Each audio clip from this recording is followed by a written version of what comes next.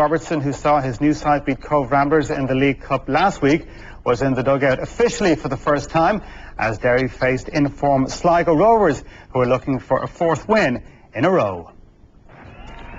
John Robertson got a great reception from the Derry City fans as he emerged for his first match at the Brandywell.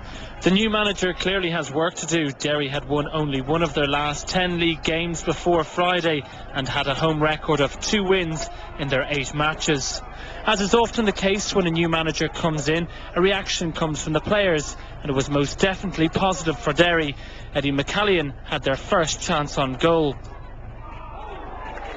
A Route 1 ball minutes later caught out the Sligo defence and Mark Farron raced through, but Richard Brush in the Sligo goal reacted quickly to avert the danger.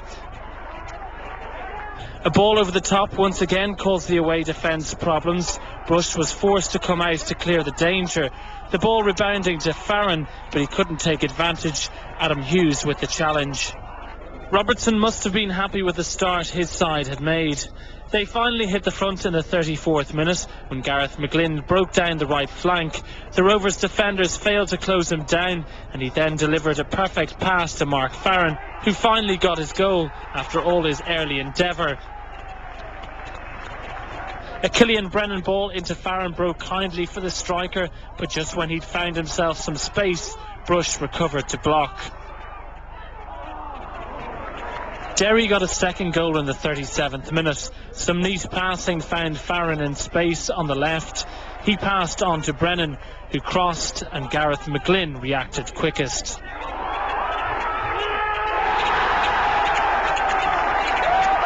Sligo's response was almost immediate. Rafael Crotaro showed some good persistence to win the ball back from Eddie McCallion.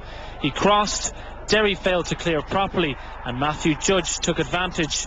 2-1 at half-time, and all 3 goals coming in the space of 5 minutes.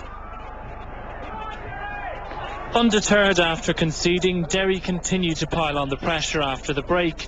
A corner was headed back across goal in the direction of Sammy Morrow, but Seamus Coleman cleared for Sligo. Derry got their 2-goal advantage back 10 minutes into the second half when Morrow flicked the ball into Kieran Martin's path, who made a scoring return after a spell on loan at Norwegian side Fredrikstad.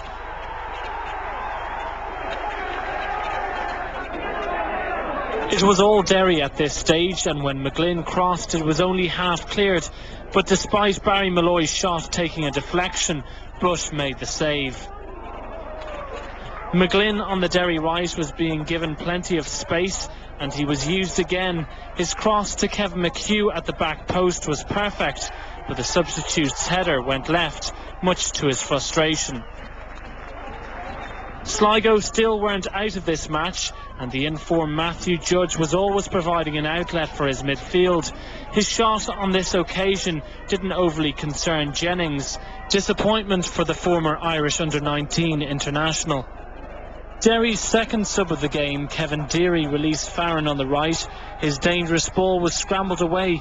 That was just the first wave of attack.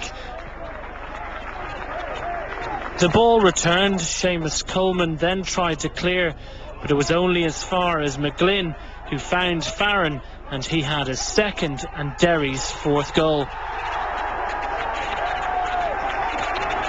The home side pushed for more.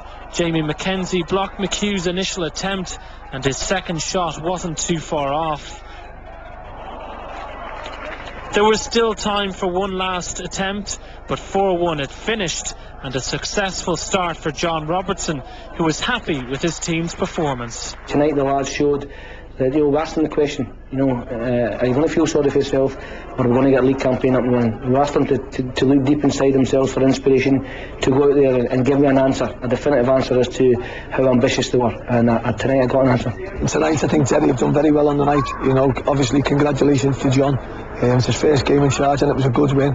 So I think Derry were full value for the win. So good luck to them. we started a great tempo, and that's what we're after. Created a lot of chances and took them when they came along. You know, we lost a sloppy goal, and even until the fourth goal went in, you know, all credit to Sligo. I didn't think they were out of it. A lot of good players, a lot of nice passing, but I think the fact that the boys worked so hard that Pat didn't have a save to make showed the commitment tonight. And we could have, you know, we created a lot of chances tonight. And despite the fact we've won 4-1, there's still, you know, aspects of the game that we need to get a bit more clinical at. Our passing can be better, our crossing can be better, and our finishing can be better. But, you know, all in all, it's a wonderful performance tonight. We're very thin on the ground with players, and we need to bring some players in. You know, at the end of the day, we've been in the transfer window for a week now, and we haven't made a signing, and that's very disappointing. Paddy, it so often happens when a new manager comes in, the team have a positive results, but plenty of positives for John Robertson to take from Friday. Yeah, plenty of positives against a very poor performance from Sligo. I would have expected an awful lot more, and the most annoying part I say that Paul Cook would be taking out is the fact that they didn't put any pressure on Derry. Let Derry just knock the ball around willy-nilly, and Derry are a decent team. Now with Kieran Martin back in midfield as well to go and pull the strings, you know, they're going to start climbing up the table very, very quickly. But Sligo made it very, very easy. The defending was shoddy. They again were lazy in their play. They never closed people down. They never put pressure on the Derry players. You know, the judgment, the jury from me would be out on Derry still at the moment. Give John Robertson another 2 or 3 weeks, and we'll see then what way results are. But you will always get that reaction. I shouldn't say you will always. Most of the time you'll get that reaction when a manager comes in at first. Players want to impress and well, I can do this and I can do that and I can do something else. 4 Derry goals to look back on. Yeah, I mean, look at the amount of space. Look, there's nobody closing a Derry player down, and even when it comes into the box, there's still nobody marked. There's one fella's looking, a Sligo defender's looking to get offside. So it was impossible to be offside. Again, it's coming down to defenders doing their job, going and taking responsibility and marking people, and Sligo didn't do that. And they just let Derry just have a wonderful night and now look at this. And still the Derry player they get it back.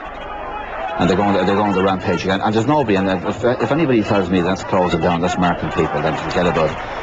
2 Sligo players in no man's land. Then it's going to come in. Mark Ferland at the far post comes in. Left back is all over the place. Thanks very much. Takes him 2 touches and still with 5 defenders there, and still nobody got a tackle in. The next ball coming up now from Kieran Martin, he's obviously back from Norway, but how significant do you think his return could be for Derry? It could be huge for them, Dave. He's done very, very well for them over the last number of years since he went up there. And this is trademark Kieran Martin, bursting into the box. He wants to score there. And I think as much as the Sligo players stood off, I felt generally in the game, and they didn't get enough tackles in the game. Derry showed a real hunger. Whether it's down to the appointment of a new manager, we'll just have to wait and see. But I mean, Derry aren't far off the side of finished runners up for the last 2 seasons. In terms of personnel, it's pretty much the same squad, isn't it? That's what I mean. But they seem to have a hunger here now in this game that they haven't had. I haven't seen them in the last few weeks. Ball should be put out there for throw, no doubt. I mean, the centre back will know that himself. But you see, even here, Farron.